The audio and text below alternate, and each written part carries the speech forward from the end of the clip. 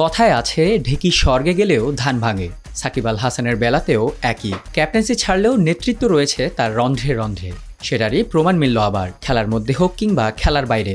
দলকে যেন এখনও নেতৃত্ব দিয়ে যাচ্ছেন সাকিব। টি-20 বিশ্বকাপের ফটোশুটের সময় দাঁড়িয়ে থাকা খেলোয়াড়দের নিজেই বলছেন স্যুটের বোতাম লাগিয়ে নাও, আর বসে থাকাদের বলছেন স্যুটের বোতাম খুলে বসো। আবার দেখিয়েও দিচ্ছেন কোথায় কার বসা উচিত। প্রকৃত লিডার তো এমনই হওয়া উচিত। টি-20 বিশ্বকাপের জন্য যুক্তরাষ্ট্রের উদ্দেশ্যে দেশ ছাড়ার আগে বুধবার মিরপুরের হোম অফ ক্রিকেটে শেষবারের মতো আসেন বাংলাদেশ জাতীয় ক্রিকেট দল। প্রথমে একটু প্র্যাকটিসে ঘাম ঝরিয়ে তারা তৈরি হন অফিসিয়াল ফটোশ্যুটের জন্য। কিন্তু যে ফটোশ্যুট হওয়ার কথা ছিল দুপুর 1টায়, তা 1 ঘন্টা পিছিয়ে শুরু হয় 2টার দিকে। সুটেড বুটেড হয়ে ড্রেসিং রুম থেকে প্রথমেই বের হন দলের নতুন মুখ তানজিদ তামিম। তার পেছন পেছন বের হন জাকের আলী, সাকিব আল হাসান, ক্যাপ্টেন শান্ত সহ দলের বাকি সবাই। 3 ধাপে হওয়া অফিসিয়াল ফটোশ্যুটের চেয়ারগুলো বসানো হয় মাঠের মিডিয়া সেন্টারের দিকে। সেখানেই দলের অর্ধেক খেলোয়াড় গিয়ে বসেন আর অর্ধেক দাঁড়িয়ে থাকেন ঠিক পেছনেই।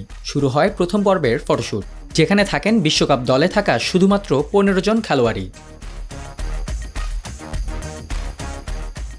ফটোশ্যুটের দ্বিতীয় ধাপে খেলোয়াড়দের সঙ্গে যোগ দেন হাতুরু সিংহের নেতৃত্বাধীন গোটা কোচিং প্যানেল ও টিম অফিসিয়ালসরা।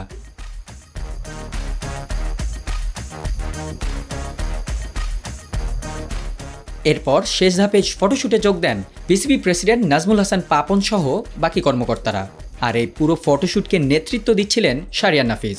সবাইকে নিয়ে ফটোশ্যুট শেষ হবার পর সাকিব তাসকিনের সঙ্গে ক্ষণিকের আড্ডায়ও মেতে ওঠেন পাপন। এরপর সেখান থেকে প্রেস কনফারেন্সে যোগ দেন কোচ হাতুরু সিংহে ও ক্যাপ্টেন নাজমুল হোসেন শান্ত। তবে এবারের ফটোশ্যুট দেখে ক্রিকেট ভক্তরা হয়তো একটু খুশি হবেন, কারণ 2023 ওয়ানডে বিশ্বকাপের আগে টি শার্ট ও ট্রাউজার পরে একাডেমি ভবনের সামনে দাঁড়িয়ে ফটোশ্যুট হয়েছিল এই দলটিরই। কিন্তু এবার টি-20 বিশ্বকাপের আগে একদম সুটেড বুটেড হয়ে চেয়ারে বসে ফটোশ্যুট হয় শান্তদের।